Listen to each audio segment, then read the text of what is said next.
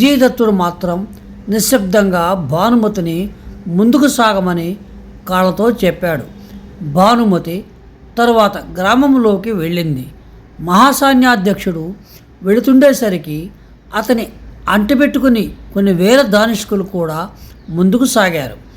ఆ గ్రామంలోనూ ఇలాంటి కథలే, ఇవే రోదనలే, ఇలాంటి మానభంగాలే, ఇలాంటి హత్యలే, ఇలాంటి దోపిడీలే.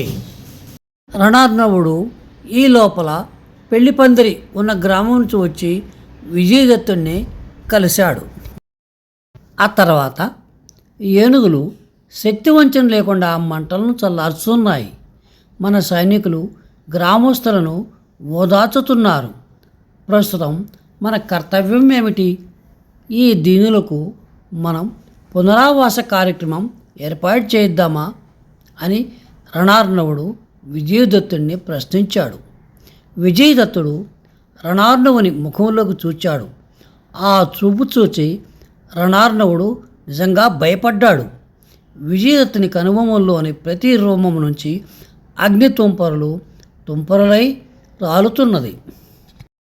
పునరావాస కార్యక్రమమా అన్నాడు పళ్ళు కొరుకుతూ విజయదత్తుడు. అతడు ఏం చేస్తాడో తెలియక రణార్ణవుడు అలా చూస్తూ ఉండిపోయాడు. రణా పెద్దగా అరిచాడు విజయదత్తుడు. భయంకరమైన అరుపు అటు ఇటు 2 గ్రామాలకు వినపడింది. ఆంధ్రధానుష్కులు చెవులు రెక్కించి వింటున్నారు. విజయదత్తుడు పెద్దగా కేక పెడుతూ కళ్ళెం లాగేసరికి భానుమతి సకిలిస్తూ నిలదొక్కునేందుకు ప్రయత్నిస్తున్నది. రణ మనకు దొరికిన 400 మంది కారవేలుని సైనికుల తలలను తరిగి ఎడ్ల బండికెత్తి ఆ బండ్లను కళింగానికి తోలించి కారవేలుని తొలి కానుకగా అందేటట్లు చూడండి. వెనుదిరిగిపోతున్న కారవేలుని సైన్యాలను పిచ్చి కుక్కలను తరిమినట్లు తరిమి కొట్టి చంపాలని మన దానిష్కులకు ఆదేశించండి. ఇదిగో పీటల మీద పెళ్లి కొడుకును చంపిన శత్రుసేనల శూలం రక్తంతో తడిసి ఇంకా పచ్చిగా ఉంది. నేటి నుండి నేను ఖడ్గాన్ని కాక ఈ శూలాన్ని పట్టుకుంటాను. దీనితో కారవేలున గుండెలను కుమ్మి వాడి రక్తం తాగి అందులో స్నానం చేసి భీమసేనుని వలె సింహగర్జన చేసిన నాడే నాకు విశ్రాంతి. కారవేలుడు నేను ఒకరే మిగలాలి. పదండి, కారవేలున సేనలను సముద్రపు పొలిమేరులోనే మట్టు పెట్టండి. ఇదే పునరావాస కార్యక్రమం. మరణించిన ఈ పల్లీల ఆత్మలకు నిజమైన శాంతి కార్యక్రమం. పదండి, విజయదత్తుడు అరిచాడు. ఆంధ్రధానుష్కులు విల్లంబులు లెక్కిపెట్టి ముందుకు సాగారు. మంటలను చల్లార్చుతూ గుండెలలో మంటలను రగిలించుకుంటూ ఆంధ్ర సైన్య ప్రవాహం పొంగి పొర్లి ముందుకు సాగిపోతున్నది. విజయదత్తుడు విజయోత్సవాలతో తిరిగి వచ్చిన సందర్భంలో శాతకర్ణి అగ్వాధేయ మహాయజ్ఞాన్ని నిర్వహించాడు. వైశాఖ పూర్ణిమ నాడు విజయోత్సవాలను జరిపేందుకై ఏర్పాట్లు బ్రహ్మాండంగా చేయబడ్డాయి. బుద్ధ పూర్ణిమ కోసం బౌద్ధులు, విజయోత్సవాల కోసం వివిధ రాజర్షులు కూడా రాజధాని ధాన్యకటకానికి రావటం మొదలుపెట్టారు. ఈ నేపథ్యంలో కోటలో అగ్నికము నిర్వహించే ఋతుక్కులలో అంగీరస భట్టు ఒకడు. ప్రభు విజయోత్సవాల సందర్భంగా భూరిదానాలు చేయనున్నాడని తెలుసుకొని తన బంధువైన మహిమ్నభట్టుకు కబురు పెట్టాడు. మహిమ్నభట్టు గొప్ప వేద పండితుడు. సామ సంహితలో పూర్వార్చిక ఉత్తరార్చికలు మొత్తం 1791 సామములు మధురంగా గానం చేయగలడు. రాజుగారు గోదాన, భూదాన, సువర్ణదానాలు చేస్తున్నాడని విని మహిమ్నభట్టు తన భార్య, కుమారుడు అయిన పరమానంద భట్టుతో కలిసి వచ్చి అంగీరస భట్టు ఇంటిలో తిష్టవేశాడు. ఆనాడు కొంచెం పొద్దుపోయింది. అంతా భోజనాలు చేసి విశ్రాంతి తీసుకుంటున్నారు. నాయన, ప్రభువుగారు అగ్నాధ్యేయ వ్రతాన్ని నిర్వహిస్తున్నారు కదా, దీనికి ప్రధాన ఋతుక్కుగా మన మామయ్యను కూర్చోబెడతారా అన్నాడు పరమానంద భట్టు.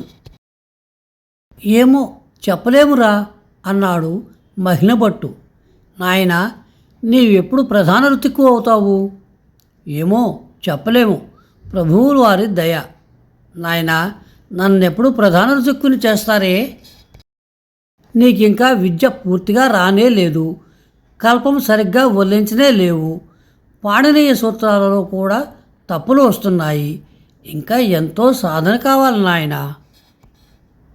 నాయనా, ప్రధాన ఋతిక్కుకు ఎంత దానం ఇస్తారే? కనీసం 10 ఆవులైనా ఇస్తారా? నాయనా, నన్ను ఒకసారి ప్రధాన ఋతిక్కుని చేయించండి, మళ్ళీ ఇక అక్కర్లేదు.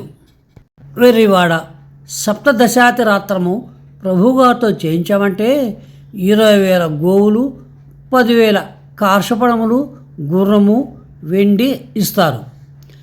అదే బగాదశరాత్రమైతే 1000 ఆవులు, గమనామైనము చేయిస్తే 1100 ఆవులు, 440 కార్షపణాలు లభిస్తాయిరా. నాయనా, ప్రభువుగారి చేత ఇవన్నీ చేయించండి. ఓరి వెర్రివాడ, ప్రభువుగారు ఎప్పుడు పడితే అప్పుడు యుద్ధాలు చేయర్రా. మహారాజ్ని నాగవరదాదేవి సంకల్పించినప్పుడే చేస్తారు. నాగవరదాదేవి కూడా ఎప్పుడు పడితే అప్పుడు సంకల్పించదు. మహావిజయమో పుత్రోత్సవమో పొందినప్పుడు మాత్రమే సంకల్పిస్తుంది. నాయనా, నాగవరదాదేవి గారికి కొడుకు ఎప్పుడు పుడతాడో కనుక్కోండే, లేకుంటే వెంటనే కొడుకు పుట్టేటట్లు చేయండి. నాయనా, నాయనా, విజేత సేనాని రాజధాని తిరిగి వచ్చాడా? వచ్చాడురా. అతడు సాక్షాత్తు దైవాంశ సంభూతుడు. కారవేలుని 1,00,000 సైన్యాన్ని తూర్పు సముద్రంలో కలిపేసి వారి చేత సముద్రం వేసుకొని తినిపించాడు. ముసుగు నగరం వరకు విజయయాత్ర చేసి లక్షలాది ధనుర్ధారులతో తరలి వచ్చినందుకు వ్యర్థంగా రావడం ఎందుకని కొంత సైన్యాన్ని మలయ పర్వతాల వైపు నడిపించి కావేరీ నది సమీపంలో ఆంధ్రరాజుల జయస్తంభాలను నాటి తిరిగి వచ్చాడు. అతడు అప్రతిహత వీరుడు. ఆయన వలనే శ్రీ శాతకర్ణి నిశ్చింతంగా నిద్రపోగలుగుతున్నాడు అన్నాడు మహిళభట్టు. మావయ్య, మావయ్య, నాకొకసారి మీ విజయదత్తుని చూపిస్తారా అని అంగిరస భట్టుని అడిగాడు. ప్రయత్నిస్తానురా, అయినా చూచి ఏం చేస్తావు? నన్ను ఒకసారి ఆయనతో పాటు యుద్ధానికి తీసుకువెళ్ళమని అంటాను. వేద విద్య నేర్చుకోవలసిన వాడివి, శస్త్రములతో నీకేం పనిరా? నేను ఆయుధాలు ధరించను, సైన్యానికి కాపలా వెళ్తుంటాను. రాత్రి చీకట్లో ఏవైనా వస్తువులు కింద పడిపోతే భద్రంగా శకటాలలోకి చేరుస్తుంటాను. ఏనుగులు లద్దులు పెడతాయి. అప్పుడు మహిళభట్టు నవ్వుతూ ప్రశ్నించాడు. నాకు ఆ మాత్రం తెలీదా ఏమిటి? ఏనుగులు మనవైనప్పుడు ఏనుగుల లద్దెలు కూడా మనవే. భద్రంగా లద్దెలను శకటానికి కట్టి ఎద్దుల పేడను క్రింద పడకముందే బళ్ళలోకి ఎత్తించేటట్లు చూస్తాను. ఇంకా నయం, బండ్లలో ఉన్నవారి ముఖాలకు పూస్తానన్నావు కాదు. బుద్ధిమంతుడివి. పడుకో నాయనా, పడుకో. కొనసాగుతూ ఉంది.